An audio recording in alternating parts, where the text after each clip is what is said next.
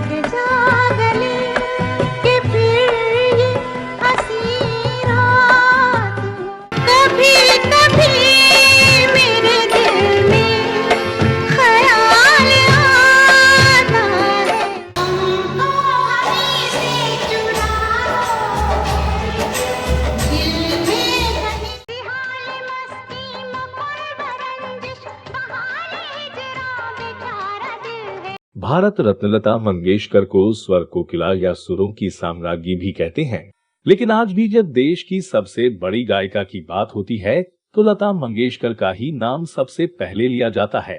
तुम्हारे संग तो रैन बिताई, कहाँ बिताऊं दिन। करीब 7 दशकों तक लता मंगेशकर बॉलीवुड ही नहीं, मराठी, पंजाबी, बंगाली और कई भाषाओं में सबसे प्रतिष्ठित गायिका बनी रही हैं। आइए जानते हैं उनके जीवन से जुड़ी कुछ दिलचस्प बातें। गोरे गोरे ओ बाके छोरे, कभी मेरी गली आया करो। लता मंगेशकर का जन्म 28 सितंबर 1929 को मध्य प्रदेश में इंदौर शहर के एक मध्यम वर्गीय मराठी परिवार में हुआ।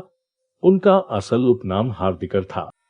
बाद में उनके पिता दीनानाथ ने उपनाम बदलकर मंगेशकर रख लिया।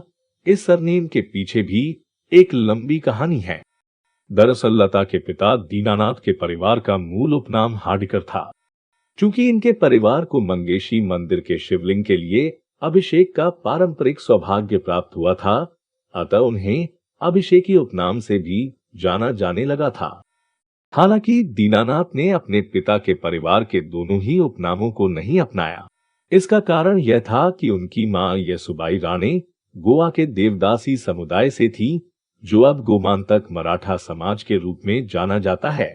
चूंकि वो परिवार सहित गोवा के मंगेशी गांव में रहते थे और दीनानाथ वहां पैदा हुए थे, अतः उन्होंने अपना उपनाम मंगेशकर रख लिया, जिसका अर्थ था मंगेश के द्वारा, जो संयोग से मंगेशी मंदिर के देवता का नाम भी है। दीनानाथ की अपनी थिएटर कंपनी थी और वो शास्त्रीय गायन के बहुत बड़े प्रशंसक थे। जब उनकी बड़ी बेटी का जन्म हुआ तो उसका नाम हेमा मंगेशकर रखा गया था, लेकिन उनके एक नाटक में शामिल किरदार लतिका उन्हें इतना पसंद आई कि उन्होंने अपनी बेटी का नाम भी लता कर दिया।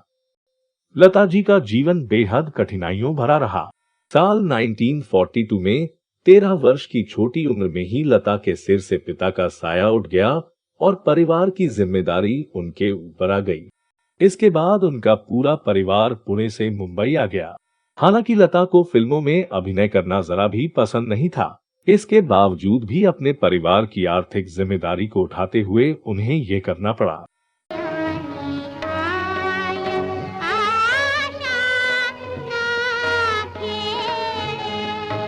महज 14 साल की उम्र में लता मंगेशकर ने फिल्मों में काम शुरू किया।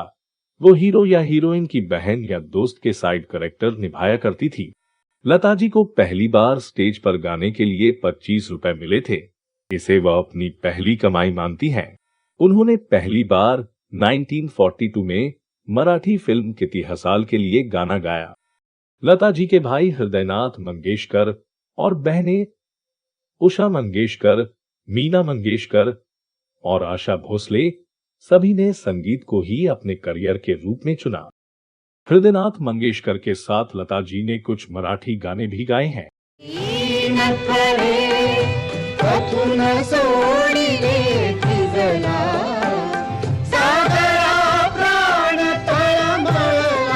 शुरुआत में बहुत से लोगों ने लता जी की आवाज को पतली और कमजोर बताकर खारिज कर दिया था, लेकिन लता जी भी धुन की पक्की थी।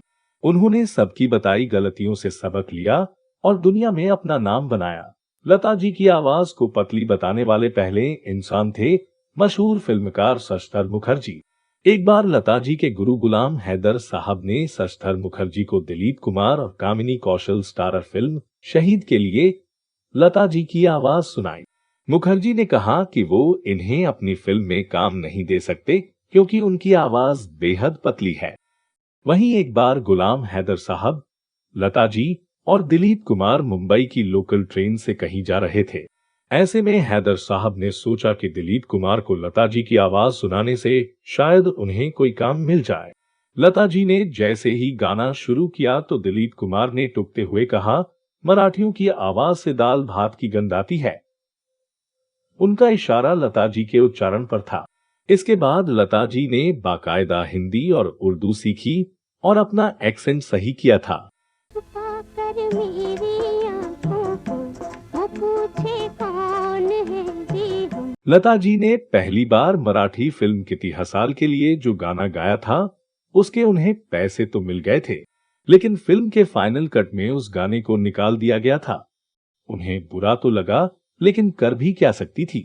फिर उन्होंने 1942 में ही आई एक और मराठी फिल्म पहली मंगला गौर में गाना गाया। जय देवी मंगला गौरी सुवासिनी मी तुला पूजिते।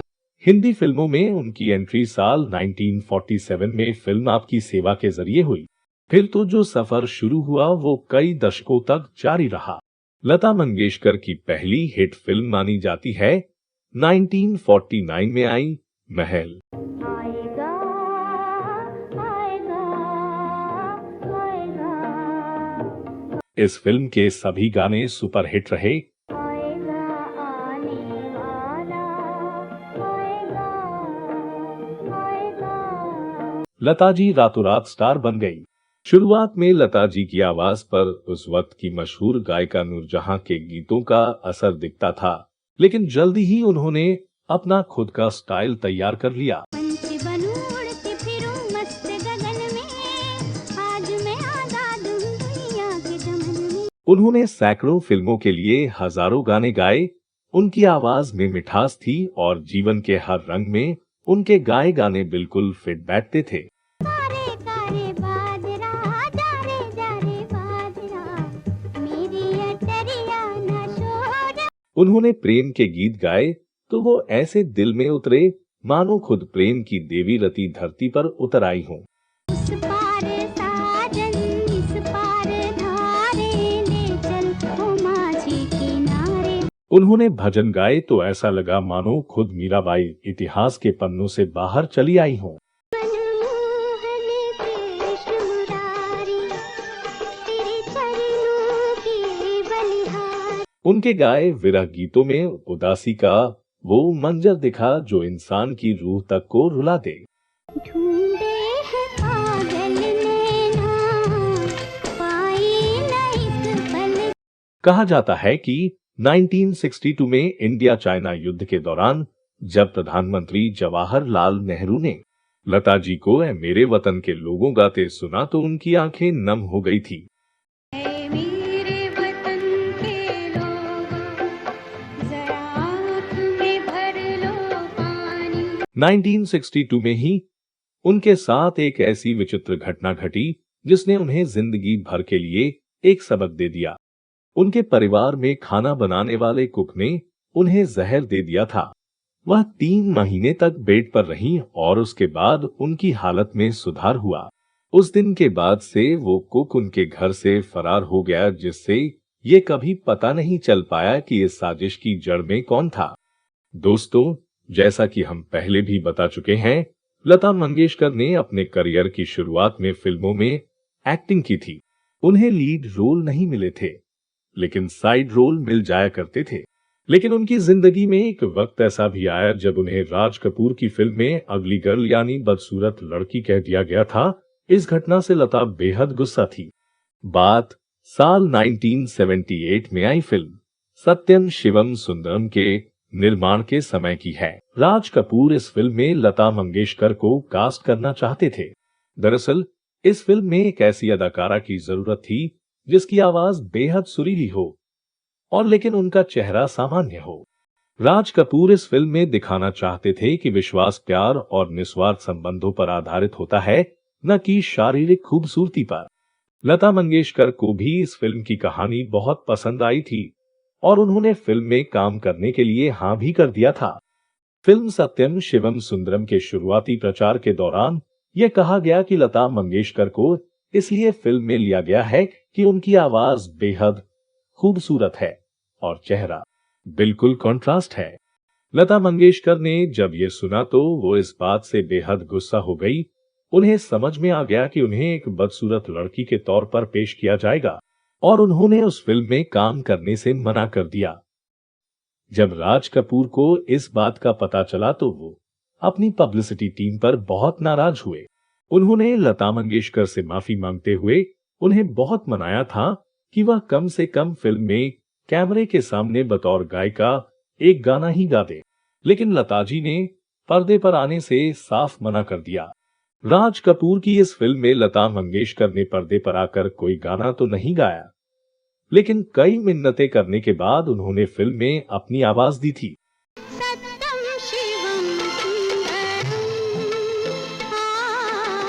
इस फिल्म में लता जी की जगह बाद में जीनत अमान को लिया गया था, जिनके चेहरे को मेकअप के जरिए बदसूरत बनाया गया था। फिल्म सुपर हिट हुई और इसके गाने एक अरसे तक लोगों के दिलो दिमाग पर छाए रहे।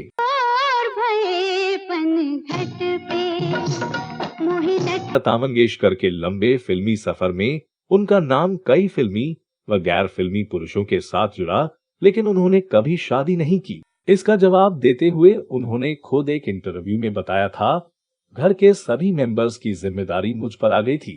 इस वजह से कई बार शादी का ख्याल आता भी तो उस पर अमल नहीं कर सकती थी। बेहद कम उम्र में ही मैं काम करने लगी थी। बहुत ज्यादा काम मेरे पास रहता था। 13 साल की छोटी उम्र में ही सर से पिता का साया उठ गया था, इसलिए परिवार की सारी जिम्मेदारियां मुझ पर आ गई थी, तो शादी का ख्याल मन से निकाल दिया। गौरतलब है कि लता मंगेशकर कुल 5 भाई बहन हैं। इनमें लता जी के अलावा मीना, आशा, उषा और हृदयनाथ उनसे छोटे हैं। लता मंगेशकर क्रिकेट की बड़ी फैन हैं, खास तौर पर सचिन तेंदुलकर की। जिस मैच में सचिन खेलते थे, लगभग उन सारे मैचों को वह देखती थी। इंग्लैंड के लॉर्ड स्टेडियम में उनके लिए एक परमानेंट गैलरी रिजर्व है, ताकि वो वहां से अपना ये फेवरेट गेम देख सके। लता मंगेशकर बचपन में पढ़ाई नहीं कर सकी, लेकिन दुनिया की 6 बड़ी यूनिवर्सिटी से उन्हें डॉक्टरेट की डिग्री मिल चुकी है। लता मंगेशकर को हवाई सफर से बहुत डर लगता है। यही वजह है कि जब फ्रांस की सरकार ने उन्हें प्रेस्टिजियस अवार्ड से सम्मानित किया, तो लता जी ने मुंबई आकर यह पुरस्कार देने की गुजारिश की। लता मंगेशकर को भारत के 3 सर्वोच्च नागरिक सम्मान भारत रत्न, पद्म भूषण और पद्म विभूषण सहित 3 राष्ट्रीय और 4 फिल्म फेयर पुरस्कारों से नवाजा जा चुका है। उन्हें दादा साहेब फाल्के अवार्ड भी मिल चुका है। 1974 में लता मंगेशकर लंदन के रॉयल अल्बर्ट हॉल में परफॉर्म करने वाली पहली इंडियन बनी थी। साल 2011 में लता जी ने आखिरी बार विनीत खेत्रपाल की फिल्म सतरंगी पैराशूट के लिए गाना गाया था। तेरे हंसने से मुझको आती है हंसी। उसके बाद से वो अब तक फिल्म जगत से दूर हैं। सूत्रों के मुताबिक उन्होंने कुछ साल पहले संगीतकार मयूरेश पाई के निर्देशन में राम रक्षा स्रोत की 2 चौपाइयां और बंगला गीत सुरोध्वनि भी रिकॉर्ड करवाई थी।